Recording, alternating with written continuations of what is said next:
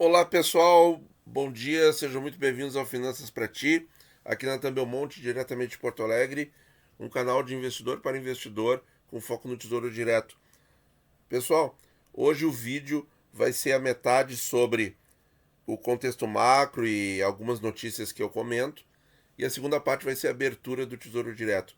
Quem quer ir direto para as taxas, para a abertura, vai para o minuto 8.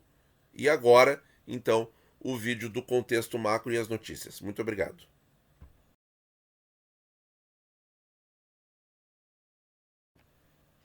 Olá pessoal, tudo bem? Então hoje eu resolvi fazer diferente. Eu vou comentar algumas notícias que dizem respeito ao contexto macroeconômico, que algumas delas estão influenciando bastante nas taxas. E depois a gente vai comentar a abertura do Tesouro Direto propriamente dito. Agora o Tesouro está fazendo isso, está colocando ali 18 horas o fechamento com as taxas do dia. Bom, o que nós temos de coisas acontecendo são algumas notícias. E eu acho que uma das mais interessantes é essa aqui, ó, que o tarifaço chega ao bolso dos americanos e a inflação nos Estados Unidos tem maior alta desde janeiro.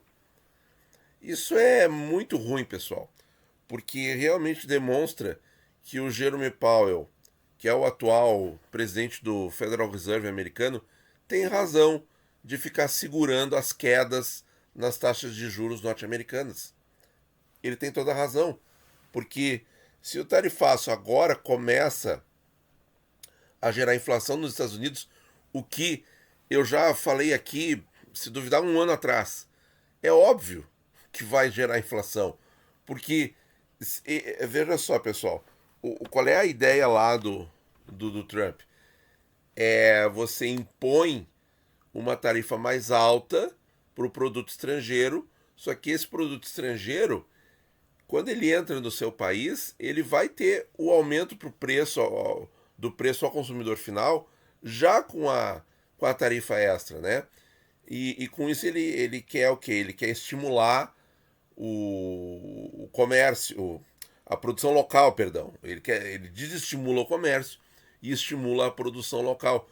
Só que leva tempo para a produção local repor aqueles itens, se é que vai repor, certo? E enquanto isso, o que acontece? Os consumidores norte-americanos que continuarem consumindo esses produtos importados para eles, mesmo mais caros, vai gerar o quê? Inflação. É óbvio. É óbvio. A primeira coisa que acontece é a inflação. Pode diminuir o comércio? Pode diminuir o comércio.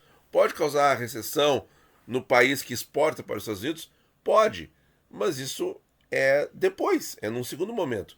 A primeira coisa que acontece é o produto que chega nos Estados Unidos fica mais caro. E tá aqui. Então, o Jerome Powell tem razão em segurar a taxa, a Fed Funds, né, que seria o nome correto da, entre aspas, Selic deles. Ele tem razão. Ele tem razão.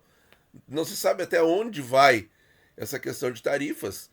Então é isso. Tem que segurar a Fed Funds num nível mais alto. Infelizmente, o que é ruim para nós, porque dificulta demais a queda da Selic aqui no Brasil, né? E o pior é o seguinte, né, pessoal? Se os Estados Unidos começarem a ter inflação, eles podem influenciar novamente todo o globo terrestre, né? E acabar gerando mais inflação nos países emergentes. Por quê? Porque a gente tem a chamada inflação importada, né? Então, se tudo que vier, e como o Brasil ele é deficitário no comércio com os Estados Unidos, ou seja, nós compramos muito mais deles do que exportamos, os produtos vão chegar aqui mais caros também, né? Então a gente vai importar a inflação deles. Então nada legal, né? Infelizmente. Uh, Taxas dos títulos do Tesouro Direto sobem com a versão a risco e cenário externo. Então o cenário externo é basicamente isso que eu expliquei em breves linhas. E a aversão a risco, quer dizer, quando o mundo começa a ficar tenso, o dinheiro foge dos mercados emergentes. Isso aí já é bastante conhecido por todos nós. Temos aqui essa notícia delicada O governo derrota Congresso na briga do IOF. O que esperar do índice Bovespa nesta quinta?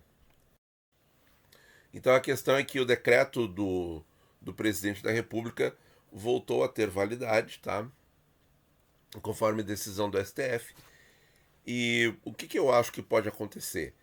Eu acho que o Ibovespa pode sofrer um pouquinho, mas talvez para os juros isso não reflita uma alta tão grande assim, tá? Até porque, pessoal, o mercado de juros no Brasil está sofrendo uma influência um pouco maior da curva americana. E olha aqui, o que nós temos aqui em julho. Eu me lembro que a última vez que eu comentei com vocês, claro, o foco principal é a curva de 10 anos, esta aqui. Mas a de 20 e 30, que estão do lado, olha só, já voltaram aos 5%. E fazia muito tempo que elas não estavam em 5%. A de 10 anos bateu 4,5%, caiu um pouquinho para 4,46%, mas ela está numa vibe bem mais alta do que no começo do mês. Olha ali, ó, quando era 4,26, 4,30. E o 20 e 30 anos, quanto tempo faz que não estavam em 5%? Vamos ver. Vamos dar uma olhadinha aqui no anual. Ó, começou o ano. Ó, não tô vendo ali 5%. Claro, às vezes 4,91. Tô olhando o de 30 anos aqui. Números próximos e tal. 4,97. Chegou. Em maio chegou a 5%. Por 3 dias, ó. Os dois, o de 20 e o de 30 anos. E o de 10 acima de 4,50, ó. Final de maio. Ó, depois ainda teve alguns prelúdios ali de 5%. E aí caiu. E agora volta a subir. Né? Então isso influencia demais as taxas de juros aqui no Brasil também, tá, pessoal? Então, esse último movimento no Tesouro de altas, só dando uma comentada aqui no último fechamento, nós temos aqui, ó, dois prefixados mais longos, um já 14% e outro quase lá. O IPCA 29 muito perto dos 8%. Os IPCAs clássicos somente o 50 que não está no 7%. Aqui nós temos, voltando ao 7%, o Renda Mais 30, que já tinha voltado uns dias atrás, agora o 35 e o 40 também. E o Educa 26 volta a superar os 8%. E eu acho que vai continuar assim hoje, tá? Eu acho que sobe mais um pouco. Daqui a pouco abre o mercado. Eu tô gravando isso aqui um pouco antes da abertura, para a gente logo mais conferir, certo, pessoal?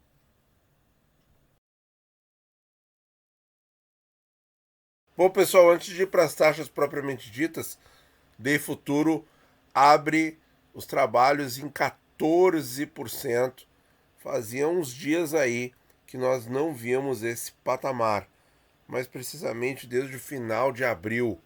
Então, as taxas, por esse prognóstico aqui, vão seguir em alta. Muito bem, pessoal. Estamos aqui com as primeiras parciais 9h30 da manhã. Prefixado 28 a 13,78 subindo 7 bases. Prefixado 32 a 14,11 subindo 12 bases, entrando nos 14%. Junto com o pré-35 com juros a 14,22, que está subindo 14 bases também. Tesouro IPCA 29, pessoal, 7,89 subindo 5. IPCA 40, 7,21 subindo 11. IPCA 50 volta aos 7%, subindo 13 bases a 7,03. Liquidação, hein, pessoal? Liquidação no Tesouro. IPCA 35 com juros. Bom, vamos ver os preços primeiro. O 45 e o 60 abaixo dos R$ 4.000 e o 35 a 4.140 é algo a se anotar, pessoal. Tá, vamos ver aqui a taxa. 7,48 subindo 9 bases o 35, o 45 a 7,33 subindo 9 bases e o 60 a 7,21 também subindo 9 bases. Uma alta vigorosa, então, nos tesouros IPCAs tradicionais, todos eles a 7%, contrapondo o fechamento de ontem em que ainda nós tínhamos os 50 fora dos 7%. Renda mais todos a 7% outra vez. Renda mais 30, 7,29 subindo 9. Renda mais 35, 7,17 subindo 9. Renda mais 40, 7,10 subindo 10.